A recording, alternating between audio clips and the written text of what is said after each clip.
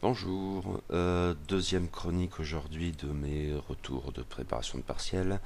Donc avec un que sais-je, comme je l'avais dit, qui est le Japon contemporain de Michel Vier, qui intervient après donc ma chronique sur l'histoire politique du Japon de 1853 à nos jours d'Eddie Dufourmont. Et après, plus tard, je vais tâcher de chroniquer aussi la pensée politique du Japon contemporain de Pierre Lavelle, un autre que sais-je cette fois. Donc tout ça, c'est pas les plus évidents des bouquins à chroniquer, et d'autant plus bien sûr que la simple idée d'une chronique, pour ces livres aux allures de manuel, même condensés, est en soi problématique, je n'y reviens pas davantage.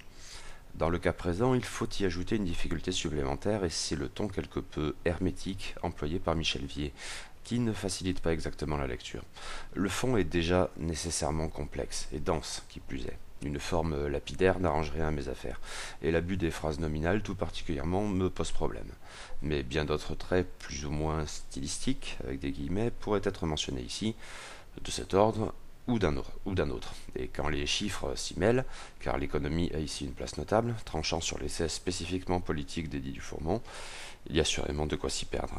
Quand l'abstraction domine, il est alors souvent bien trop tard pour se raccrocher à quoi que ce soit. Autant de soucis dont j'avais eu un aperçu dans un autre que sais-je du même auteur, largement complémentaire de celui-ci, Histoire du Japon des origines à Meiji. Dans ce cas cependant, mes craintes initiales et mon inconfort tout au long de la lecture ne m'ont pas empêché d'apprécier le petit volume comme très réussi, et notamment sans doute parce qu'il ne se contentait pas de vulgariser mécaniquement une matière donnée, mais lui donnait vie au travers d'un fil rouge presque narratif, qu'en d'autres circonstances on n'aurait pas hésité à qualifier de thèse. Ça n'a pas été le cas ici, ce qui ne signifie pas qu'il n'y a pas semblable thèse, simplement que s'il y en a une, je n'ai pas su la dégager du texte, et encore moins m'y raccrocher pour avancer dans la bête. Même si quelques points que je vais essayer d'évoquer peuvent aller dans ce sens. Reste qu'un résumé dès lors est hors de propos, je vais tâcher quand même d'en dire quelques mots. Dans mon compte-rendu de l'histoire politique du Japon de 1853 à nos jours d'Eddie Dufourmont, j'avais noté qu'une des raisons de l'emploi affiché d'une périodisation différente était le souhait de mettre en avant des continuités au-delà des ruptures les plus visibles, et en tant que telles, parfois plus apparentes que réelles. Et que cette idée, Michel Vier l'exprimait également dans le présent ouvrage bien antérieur. C'est effectivement une chose assez importante dans ce que sais-je. Il adopte pourtant un plan essentiellement chronologique, et avec des dates marquées faisant office de rupture. L'impression domine cependant qu'il ne s'agit là que d'obéir à la nécessité de produire un plan simple, adapté au format comme aux intentions de la collection. Notons tout de même que le chapitre central, le chapitre 3, vient rompre temporairement la chronologie continue de ce plan, mais il y a une raison finalement assez logique à cela. Ce chapitre, intitulé Reflets et refus de l'Occident, 1870-1930, a en effet tout naturellement pour but de prendre un peu de recul, de ne plus envisager le seul Japon, ou presque, mais de l'inscrire dans un contexte international ambigu et fluctuant. Mais les autres chapitres focalisés sur le Japon, ce qui n'interdit bien sûr pas des aperçus de l'extérieur à l'évidence, mais le traitement n'est alors pas le même que dans le chapitre 3, ces autres chapitres obéissent donc globalement à une chronologie assez rigide, même si celle-ci ne doit donc pas nous induire en erreur quant à la question des ruptures et continuités dans l'histoire du Japon contemporain. Nous avons donc de 1871 à 1890 la politique de modernisation, et de 1890 à 1912 un état fort en Asie orientale, ce qui nous amène à la fin de l'ère Meiji. C'est ensuite qu'intervient la prise de recul concernant les rapports entre le Japon et l'Occident sur une période plus longue, alternative, 1870-1930. C'est en effet un préalable indispensable au chapitre suivant, ou plus exactement à une de ses dimensions, mais non la moindre, une longue section intitulée Le Japon dans le monde, en ouverture, allant de 1912 à 1945, et intitulée Les malaises de la puissance, le double échec de la démocratie et du militarisme. On y combine donc l'étude des ères Taisho et Showa antérieures. Reste un ultime chapitre après 1945, ère Showa postérieure, l'ère Heisei débute à peine à la fin de l'ouvrage, vers un demi-siècle de succès. Il faut ici noter que la première édition de Ce que sais-je date de 1971, soit des derniers temps de la haute croissance. La présente édition est la sixième, corrigée, datant de 1995. Je ne sais pas s'il y en a eu d'autres par la suite. C'est évidemment problématique, car dans les 22 années qui se sont écoulées depuis, il s'est passé bien des choses. Et, dans l'immédiat, l'auteur pouvait manquer un peu de recul pour analyser ce qui venait tout juste de se produire. Ce qui n'a rien d'un blâme, ça aurait été le cas pour n'importe qui d'autre. Pour autant, ce bref dernier chapitre, moins de 15 pages, contient des éléments tout à fait intéressants et globalement très bien vus dans une perspective d'histoire immédiate. Au passage, dans son traitement de la période de l'occupation américaine, 1945-1952, il livre une illustration tout à fait intéressante et éventuellement surprenante de la thématique des continuités sous-jacentes, aussi paradoxales peuvent-elles tout d'abord sembler. Il ne me paraît pas opportun, sur la base de ce petit livre qui globalement ne m'a guère parlé, de revenir en détail sur des thèmes essentiels et sans doute très factuels que j'ai déjà pu évoquer dans de précédents comptes rendus ou qui pourront l'être dans d'autres à venir plus ciblés. En effet, concernant ces matières, le Japon contemporain n'est finalement guère original et ne les traite pas forcément de la manière la plus éclairante, même s'il remplit globalement son office au regard des critères de la collection. Ainsi, surtout des événements politiques au sens le plus factuel, et ce à l'intérieur comme à l'extérieur. Inutile donc de revenir ici sur le cours des événements nationaux durant les ères Meiji, Taisho et Showa antérieures, tels que les paradoxes de la restauration de Meiji, la guerre de Boshin et la rébellion de Satsuma, l'avènement des oligarques d'une part et le mouvement pour les libertés et le droit du peuple d'autre part, la mise en place du tennō-centrisme, la démocratie de Taisho, les attentats et tentatives de coup d'État, puis la prise du pouvoir progressif par les militaires, etc. Même chose à l'extérieur. Le maintien des traités inégaux, puis leur renégociation tardive à partir de l'alliance avec l'Angleterre, l'expédition de Taïwan, la première guerre sino-japonaise, la guerre russo-japonaise, la colonisation de la Corée, la première guerre mondiale et ses conséquences régionales, l'insertion dans la Société des Nations, les tensions concernant la Mandchourie, le retrait de la Société des Nations après l'invasion de la Mandchourie par l'armée du Kwantung et la création de toutes pièces du Manchukuo fantoche, la seconde guerre sino-japonaise, la guerre de l'Asie-Pacifique et la sphère de coprospérité de la Grande Asie orientale, etc. Concernant ces sujets, le Japon contemporain fait globalement son office donc, mais sans apporter grand-chose de très personnel ou typé. Dès lors, je n'ai rien à en dire de particulier. Par ailleurs, sous-tendant ces développements tant intérieurs qu'extérieurs, la question idéologique est bien sûr très importante, mais je préfère en traiter ailleurs, et éventuellement sous peu en rendant compte de ma lecture de La pensée politique du Japon contemporain de Pierre Lavelle, donc. Mais il y a sans doute quelques exceptions, des endroits où je peux dire quelque chose. Il peut en effet être intéressant de rapprocher à l'occasion ce Japon contemporain et du même auteur, l'histoire du Japon des origines à Meiji. D'une part parce que cela illustre de manière affirmée la problématique générale des ruptures et continuités, en notant d'ailleurs dès le départ que ce que sais-je fait le choix de débuter véritablement en 1871, et non, comme il est d'usage à s'en tenir aux ères modernes japonaises, en 1868, ou au-delà dans une approche un peu différente mais guère, qui est par exemple celle retenue par Édile Dufourmont en 1853. D'autre part, dans la mesure où ce contexte original permet de mettre l'accent sur des dimensions figurant dans les deux ouvrages et peut-être plus personnelles pour le coup. Ainsi, concernant l'analyse politique au regard des notions de centre et de périphérie, pouvant d'ailleurs entrer en relation avec une autre problématique, présentée ici littéralement comme telle, qui est celle du morcellement et de l'unité. Une question complexe et qui comprend bien des avatars sur la période, résultant nécessairement de changements d'ampleur qui ont contribué, sinon à révolutionner la société politique japonaise, mais indubitablement à terme, du moins à la remodeler régulièrement, des premières assemblées de Meiji au régime bancal de parti unique durant la guerre de l'Asie-Pacifique, en passant par le suffrage universel masculin et la démocratie de Taisho. D'ailleurs, à cet égard, le propos de Michel Vier peut être plus personnalisé quand, dans le chapitre 4, il pointe du doigt le double échec de la démocratie et du militarisme. Je ne me sens vraiment pas ici de rentrer dans les détails, mais envisager la période 1912-1945 selon cette orientation, ère Taisho et Showa antérieures ensemble, change forcément la donne. On en revient à la question des périodisations, et je tends à le croire de manière pertinente et bienvenue.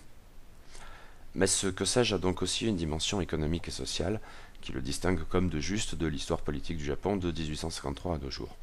Rien d'inattendu là non plus, mais peut-être un peu plus que la seule description de la révolution industrielle japonaise avec l'impulsion du gouvernement de Meiji, régie d'État, rôle central du textile et surtout de la soie dans un premier temps, politique efficace dans la gestion des importations et exportations, développement progressif de l'industrie lourde, éventuellement en lien avec la politique expansionniste, etc.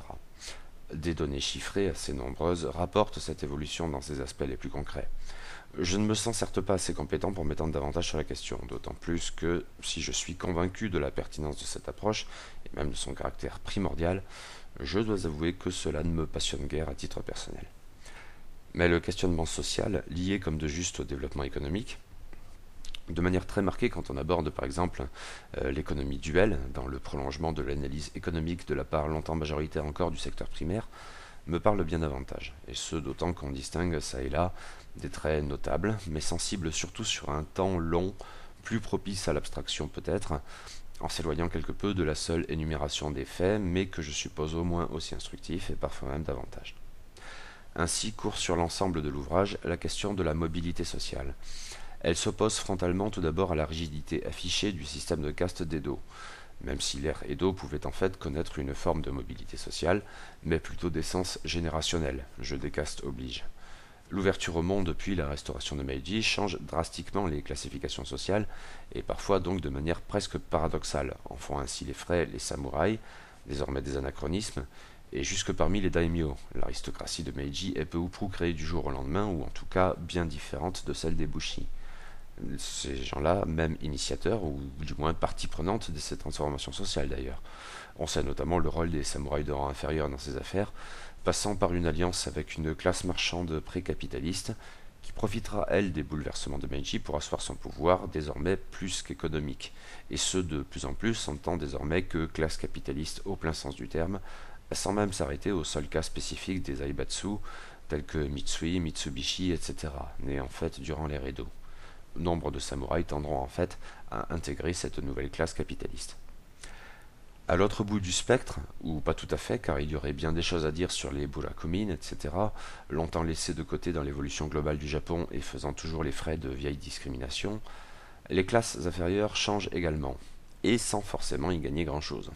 Ainsi le monde paysan, qui, dans les principes affichés, devait profiter le plus des bouleversements de Meiji, dans une optique néo-confucianiste revisitée. Il pâtit en fait bien vite d'une réforme agraire se voulant plus rationnelle, mais dont les effets sont proprement calamiteux, accroissant en fait les inégalités entre paysans, dont les plus pauvres, assommés par des taxes abstraites et individualisées, ce n'est plus comme avant la communauté villageoise qui s'associe pour payer, et par ailleurs l'impôt ne peut plus dès lors être acquitté en nature, ce qui n'arrange certes pas les affaires des petits paysans, ils sont toujours plus contraints au fermage. L'autosuffisance supposée des petits exploitants des rizières, la taille des exploitations dans le Japon de Meiji n'a absolument rien à voir avec ce que l'on a connu en Europe. Elles sont considérablement plus petites, 1 hectare en moyenne, n'est dès lors plus forcément assurée, ce qui renforce le caractère d'économie duelle et participe donc du développement concomitant d'un prolétariat urbain amené à se constituer peu à peu en classe ouvrière. Il faut d'ailleurs noter la part notable qu'y ont les femmes, tout particulièrement les ouvrières du textile et notamment de la soie, dont les conditions de vie comme de travail sont déplorables, mais dont l'activité participe pourtant à un niveau essentiel au développement de l'économie nationale. Mais ici, il me paraît utile d'envisager d'ores et déjà l'évolution de la situation après 1945, et même, en fait, après la haute croissance. Se développe en effet alors au Japon un mythe de la classe moyenne, pour reprendre l'intitulé de l'auteur, tout à fait caractéristique, et qui tranche sciemment sans doute avec les idéologies de lutte des classes, etc. La très grande majorité des Japons se considèrent alors comme faisant naturellement partie de la classe moyenne, une classe tellement hégémonique qu'elle anéantit peu ou prou toute dissension ou hostilité basée sur la seule question du niveau de vie, dont l'accroissement est censé être partagé, ce qu'illustre la thématique par exemple des trésors de la ménagère, illustration très concrète d'une amélioration du niveau de vie pour tous. Au debout de la classe moyenne, les classes supérieures et inférieures sont donc perçues comme des épiphénomènes de peu d'importance. Corrélativement, sans doute, l'idée d'une conscience de classe en fait donc les frais. Et il faut noter à cet égard que le monde paysan, s'il a largement perdu sa dimension primordiale, a eu sa part dans cette évolution, dans la mesure où la réforme agraire ordonnée par l'occupant américain, bien pensée et appliquée avec efficacité et autorité, a considérablement amélioré les conditions de vie en zone rurale via une répartition des terres longtemps souhaitée, ce qui s'est répercuté sur le reste de la société japonaise, en renouvelant par exemple la thématique de l'économie duelle. Mais depuis 1945 donc, sous d'autres aspects. Ici, je suppose donc que ce que sais-je bâtit un peu de sa relative ancienneté, même en prenant en compte que la présente édition de 1995 en est la 6e corrigée, et a donc intégré nombre de changements depuis la première en 1971 et pu sans doute en profiter pour prendre un salutaire recul. Au final, cet ultime chapitre demeure assez lapidaire, mais contient des éléments intéressants sur le Japon de l'ère Showa postérieure. Ainsi, au-delà de l'analyse de la période de l'occupation américaine au prisme paradoxal mais instructif de la continuité, au-delà aussi du traitement du mythe de la classe moyenne dont je viens de parler, on y trouve des développements un peu secs mais pertinents, par exemple sur le statut de grande puissance vite retrouvé, ou, au niveau intérieur, sur une démocratie à parti toujours dominant. L'hégémonie du Parti libéral-démocrate, le PLD, est donc soulignée. Et le que sais-je se conclut sur une interrogation quant aux années à venir, toujours en termes de rupture et de continuité. C'est que l'hégémonie du PLD commence alors tout juste à vaciller quand paraît cette sixième édition, tandis que la puissance économique japonaise est à son tour affectée de profondes crises sur la base de bulles qui éclatent enfin. 22 ans plus tard, où en sommes-nous? Je suis incapable de me prononcer sur cette question, pourtant cruciale. Il me faudra dégoter d'autres lectures sur le sujet. D'une certaine manière, c'est le bilan de ce que sais-je, qui consiste à se poser à nouveau la question emblématique après en avoir tourné la dernière page. Mon impression est donc celle à la fois d'un volume classique de la collection, faisant un bilan temporaire sur la question, et surtout peut-être d'un volume appelant plus que jamais d'autres lectures plus approfondies, et probablement parce que plus ciblées. Je ne crois pas que le Japon contemporain soit un ouvrage autosuffisant à cet égard, même pour quelqu'un poussé par la seule curiosité pour une matière bien éloignée de ses préoccupations habituelles. À envisager donc comme une étape, pertinente, utile peut-être, mais appelant à être dépassée et à son tour questionnée.